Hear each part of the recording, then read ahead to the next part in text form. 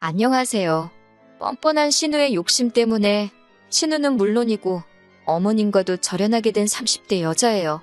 어떻게 이야기를 시작해야 할지 정말이지 이런 사연을 쓰게 된 게 애석할 뿐이네요. 사랑하는 남편과는 지인의 소개로 만났습니다. 첫 만남부터 듬직하면서도 유쾌한 성격의 남편에게 제가 먼저 매력을 느꼈고 그래서 제가 먼저 다가갔어요. 남편도 제가 싫지 않았는지 저를 밀어내지 않았고 그렇게 저희는 연애를 하게 되었지요. 사귄 지 2년 정도 흘렀을 때 결혼 이야기도 제가 먼저 꺼냈네요. 그런데 제 프로포즈를 받은 남편이 좋다는 대답을 하진 않고 꽤나 난처해하는 게 느껴지더군요. 여자 입장에서 정말 큰 용기를 냈던 건데 남편의 반응이 시큰둥하니까 어찌할 바를 모르겠대요. 괜한 이야기를 한 건가? 이 사람이 나랑 결혼 생각은 없이 즐기려고만 했던 건가? 온갖 부정적인 생각 때문에 참 괴로웠어요. 그렇게 남편에게 프로포즈를 한 지 정확히 3일째 되던 날이었습니다. 남편이 저에게 기니 할 이야기가 있다며 만나자 했는데 이제 와서 말이지만 전 솔직히 그때 남편이 헤어지자고 할 줄 알았어요. 그런데 막상 남편이 꺼내놓은 이야기는 제 예상과는 많이 달랐지요. 그건 바로 남편의 가정 환경에 대한 이야기였거든요. 남편이 고등학교에 들어갈 무렵 공장에 다니시던 아버님께서 불의의 사고로 세상을 떠나셨답니다. 뉴스에 떠들썩하게 나오기도 했지만 결국 제대로 된 보상은 받질 못해서 이후로 가정 형편이 급격히 기울었지요. 이후로 어머님이 아파트를 팔아 식당을 차리셨는데 그마저도 결국 잘 안 풀렸고 결국 고등학교를 마친 남편은 대학을 가는 대신 고졸특채로 지금 직장에 들어가면서 독립을 했답니다. 직장 생활을 하면서 군복무도 마치고 회사의 지원으로 대학도 다녀왔다고요. 그러면서 남편이 말하길 스스로에게는 한점 부끄러움 없이 살아왔지만 제가 어떻게 받아들일지는 확신이 없었대요. 연애하는 내내 저에게 언제 어떻게 털어놓을지 고민하느라 하루도 마음 편한 적이 없었다며. 그런 남편을 보고 있으니 그간의 야속한 마음은 온데간데 없이 사라지고 안쓰럽다는 생각이 들더군요. 실제로 사귀는 동안 제가 본 남편은 믿음직스럽고 제가 평생을 함께하고 싶을 만큼 좋은 사람이었으니까요. 걱정스런 표정을 한 남편에게 전 솔직한 마음을 털어놓았습니다. 당신의 됨됨이는 곁에서 지켜본 만큼 믿음이 간다. 하지만 한편으론 결혼은 현실인 만큼 제가 묻는 거에 솔직히 대답해주면 좋겠다고요. 그리고는 남편에게 그래서 지금은 돈은 얼마나 모았고 연봉은 얼마인지 관리는 어떻게 하는지 등을 물었습니다. 속물처럼 보일까 걱정했지만 남편은 오히려 물어봐줘서 고맙다며 현재 모아놓은 돈은 7천 남짓 있고 연봉은 세전 6천이라 대답해주대요.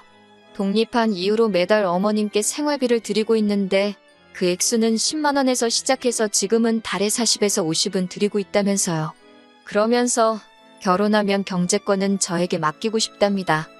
저 같은 경우에는 남편에 비하면 비교적 경제적으로 여유 있는 집안에서 자랐고 부모님 덕도 많이 봤습니다. 대학생 시절에는 여행도 많이 다녔고 졸업 후에는 취업을 미루고 커피를 배우겠다며 유학도 다녀왔어요. 제 능력이 뛰어나서가 아니라 저희 부모님의 도움과 지원이 없었다면 불가능했을 일이었지요. 제가 현재 운영하고 있던 카페 역시 처음 시작할 때 부모님의 도움이 컸고요. 그렇기에 제가 남편이 모아둔 돈을 가지고 액수가 정내만내 소리를 한다는 건 가당치도 않다고 생각했네요. 그리고 실제로 7천만 원이란 금액이 적은 액수도 아니었고요. 결국 우여곡절 끝에 남편과 저는 부부의 연을 맺기로 했습니다. 신혼집은 친정부모님의 도움을 받았어요. 남편의 집안 사정을 알게 되신 친정부모님이 어차피 언젠가 저에게 물려줄 재산이었다며 가지고 계시던 아파트 중 한 채를 제 명의로 바꿔주셨거든요. 서울 중심부는 아니었어도 대출 1억을 낀 5억짜리 소형 아파트였습니다. 남편이 모은 돈으로 혼수와 자동차를 샀고요. 액수만 본다면 제가 훨씬 많이 해가는 결혼이었어요. 그렇다고 아깝고 손해보는 것 같고 그런 생각은 안 했네요. 그런데 식을 올리기 며칠 전 무턱대고 카페로 찾아온 신우가 생각지도 못한 소리를 하대요. 그건 바로 예단에 관한 것이었습니다. 할 말이 있어 바쁜 와중에 찾아왔다는 신우의 말에 어쩌라는 건가 싶었지만 일단은 커피를 내주고 맞은편에 앉았습니다. 신우가 하는 소리가 기다리다 답답해서 자기가 왔다며 어째서 예물에 대한 이야기가 전혀 없냐고요. 저는 당연히 남편이 이야기했을 거라 생각했기에 좀 당황스러웠지만 이내 못 들었냐고 예물은 생략하기로 했다고 알려주었지요. 그랬더니 신우가 그걸 어른들끼리 상의해야지 왜 너희들끼리 멋대로 정했냐며 어이가 없답니다. 신우의 격한 반응에 조금 당황하긴 했지만 일단은 알겠다고 그러면 어머님에게 다시 말씀드리라 했어요. 그랬더니 당신이 어머님 대리인으로 온 거라며 당신하고 이야기를 하면 된다네요. 그러냐 했지만 속으로 생각하기엔 도대체 무슨 이야기가 하고 싶어서 저러는 건지 어이가 없었지요. 신우가 한다는 말이 저도 알다시피 어머님 사시는 곳은 좁아서 이것저것 뭐 들여놓을 공간도 없다고 그냥 현금 예단만 하면 된답니다. 1,000만 원 하면 어머님 성격의 절반은 돌려주실 거라면서 쓸데없는 거 사지 말고 현금으로 1,000만 원이면 딱 좋겠다고 2번이나 반복해서 말하는데 어이가 없더군요. 저는 신우에게 못 들은 걸로 하겠다고 1,000만 원이 누구 집 강아지 이름이냐고 쏘아붙였습니다. 막말로 남동생 장가가는데 밥솥 하나 해줄 생각은 없으면서 예단이라니 가당키나 하냐고 이런 말 뭐하지만 좀 뻔뻔한 거 아니냐고 면전에 대고 얘기했어요. 그랬더니 신우가 윗사람한테 못하는 말이 없다며 목소리를 높였습니다. 저는 여기 엄연히 제 영업장이라고 목소리 낮추라 했지요. 하지만 신우가 제 말을 들어먹을 리 없었고 결국 제가 경찰을 부르는 척까지 하고 나서야 씩씩거리며 자리를 뜨대요. 솔직히 이런 일을 겪고 파혼을 왜 안 했냐 하실 수도 있겠지만 이때만 해도 신우 성질머리가 보통이 아니구나 그렇게만 생각했어요. 제가 충분히 감당할 수 있다고 생각했고 신우랑 같이 살 것도 아니니 별일 아니라고 쉽게 치부해버렸지요. 게다가 이 일을 남편에게 전했더니 남편이 그 길로 신우한테 찾아갔고 저에게 말하길 자기가 정말 크게 화를 냈다고 했습니다. 제가 따라가질 않았으니 정확히 남매 사이에 무슨 대화가 오갔는지는 모르지만 그래도 그날 이후로 결혼식까지 신우가 저에게 경호 없이 행동하는 일은 없었으니 남편이 대처를 잘했구나 그렇게 생각했네요. 하지만 결혼한 뒤 신우의 말 같지도 않은 간섭이 다시 시작되었습니다. 발단은 집들이었어요. 어머님과 신혼의 부부를 아파트로 초대했는데 신발장에 들어서면서부터 비아냥거리기 바쁘더라고요. 아파트 자체가 오래된 아파트다 보니 친정아버지 아는 분께 부탁해 비교적 저렴하게 인테리어를 싹 고쳤거든요. 그런데 신우가 저를 쳐다보면서 한다는 소리가 그 돈이면 차라리 자기 엄마, 그러니까 어머님 사는 집 보증금에 보태주지 그랬냐입니다. 시어머니는 반지하에서 혼자 외롭게 사는데 너희만 이렇게 삐까뻔쩍하게 해놓고 살면 좋냐면서요. 솔직히 저도 결혼할 때 반지하에서 혼자 사시는 어머님이 마음에 안 걸렸던 건 아니에요. 하지만 남편이 먼저 저에게 신경 쓸 거 없다고 하더라고요. 어머님이 저렇게 살게 된 건 전적으로 신우 때문이라면서요. 남편이 독립을 하고 난 이후로 어머님과 신우는 10평 남짓한 빌라에서 같이 살았대요. 어머님에게는 전 재산이나 마찬가지였던 전세보증금 8천이 묶여있는 집이었다고요. 그런데 몇 년 전 신우가 혼전 임신을 하게 되면서 시집을 가게 되었는데 남자 쪽도 사정이 여의치 않다 보니 신우가 어머니더러 보증금에서 얼마를 빼달라고 했던 모양이에요. 그래서 어머님이 8천의 절반을 뚝 떼주시고 이후로 당신은 반지하방 전세살이로 들어가셨다고 들었습니다. 제가 하고 싶은 말이 어머님이 잘못하셨으니 그렇게 사셔도 어쩔 수 없다. 그런 건 아니에요. 하지만 적어도 신우가 저한테 돈으로 어머님 보증금을 보태드려라 어쩌라 할 자격은 없다는 거지요. 아무튼 신우가 말이라고 아무렇게나 내뱉는 게 너무 얄미워서 불쌍한 친정엄마 등골 빼먹고 시집간 너한테 들을 소리는 아니라고 쏘아붙이고 싶었지만 신우 남편도 있고 해서 차마 그 소리는 안 했고 그냥 못 들은 척 해버렸어요. 그런데 신우가 해대는 헛소리보다 더 크게 제 신경을 긁는 사람이 있었으니 그건 바로 어머님이셨습니다. 어머님께서는 저희가 매달 보내주는 생활비 50만 원과 가끔 일손이 부족한 식당에서 일을 도와주며 받는 돈으로 생활을 이어가고 계셨어요. 신우는 자기 먹고 살기도 바쁘고 애들 키우기도 빠듯하다며 단돈 10만 원도 보내지 않고 있었고요.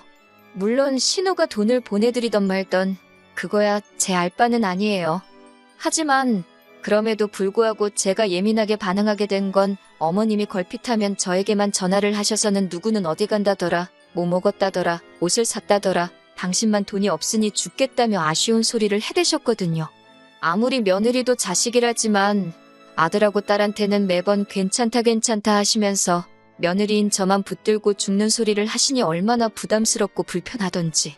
처음에는 남편 몰래 5만 원이나 10만 원씩 보내드리기도 했는데 그것도 계산해보니 심할 때는 생활비를 제외하고도 저희가 한 달에 30에서 40만 원은 더 드리는 셈이더라고요. 그래서 이후로는 어머님의 하소연을 듣더라도 내내 대답만 해드릴 뿐 따로 돈을 보내드리거나 하지는 않았습니다. 그런데 지난해 엄청 추웠던 12월의 어느 날이었어요. 신우가 연락도 없이 어머님과 함께 저희 아파트로 찾아와서는 대뜸 할 이야기가 있다고 하더군요. 신우가 갑자기 찾아와서 좋은 소리 한 일이 없었기 때문에 무슨 이야기인지 듣기도 전에 한껏 예민해졌지만 그래도 일단 드러나보자 싶어서 말해보라 했습니다. 그랬더니 어머님이 저렇게 혼자 사시는 게 안타까워서 이번 참에 자기가 어머님을 모시고 살기로 했답니다. 생각지도 못한 소리였지만 어쨌든 쉬운 결정은 아니었을 테니 어려운 선택을 했다고 잘 생각했다고 한껏 추켜 세워줬지요. 그랬더니 신우가 의기양양해져서 한다는 말이 그래서 어머님이 지금 사시는 집에 걸려있는 전세보증금은 자기가 가질 거랍니다. 사실 저는 별 생각이 없었는데 남편은 자기보다 뒤늦게 결혼한 신우에게만 어머님이 경제적으로 얼마라도 도와주신 게 그렇게 서운하다 했었거든요. 실제로 어머님께 대놓고 이야기한 적도 있고요.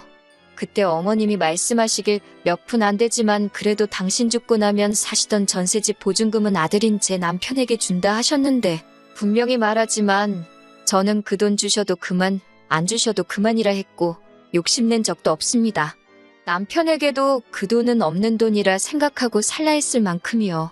그런데 신우가 자기가 그 돈을 갚겠다 하는데도 어머님은 먼 산만 보고 계실 뿐 남편에겐 조금도 미안한 기색이 없으셨으니 남편도 허탈한지 어이없다는 표정만 짓고 있었지요.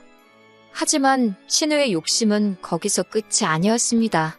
어머님의 전세 보증금은 물론이고 앞으로는 그동안 어머님께 저희가 보내드리던 생활비도 자기한테 보내라더군요.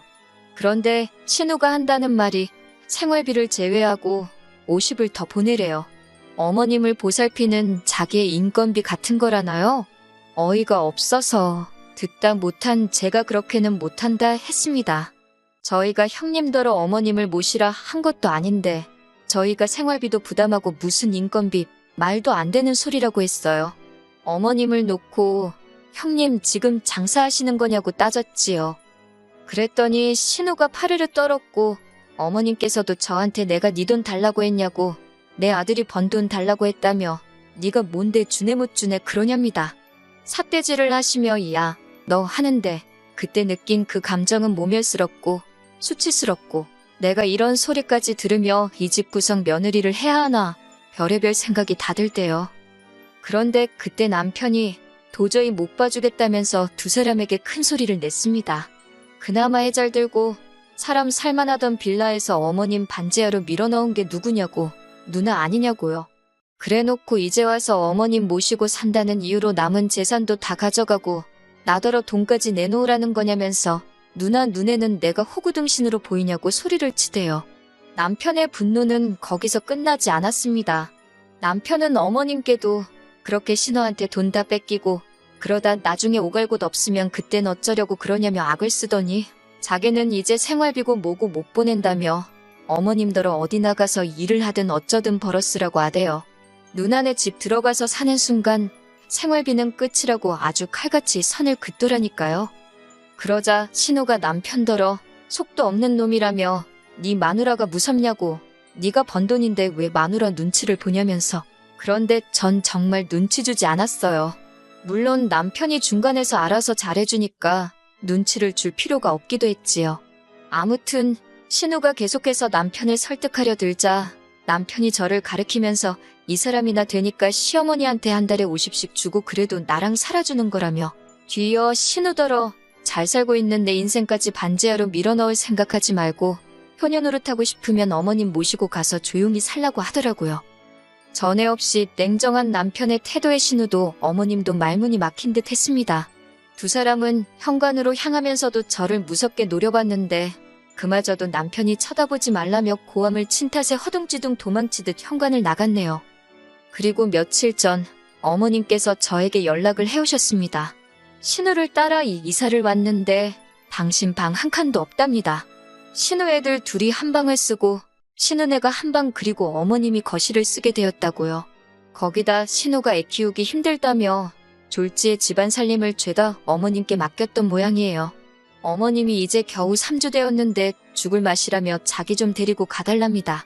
그런데 어쩌겠어요. 제가 모시고 살 것도 아닌데 무책임하게 그 집에서 어머님을 데리고 나올 순 없었지요. 남편에게 어쩌면 좋겠냐 말하니 자긴 솔직히 이제 그 전세 보증금도 욕심 하나 안 난다고 그냥 어머님이랑 신우랑 죽이 되든 밥이 되든 알아서 살았으면 좋겠다고 더는 자기한테 그쪽 이야기 전하지 말라대요. 냉정하게 돌아선 남편을 보고 있으니 여러 가지 생각이 들었지만 제 결론은 나서지 않기로 했어요.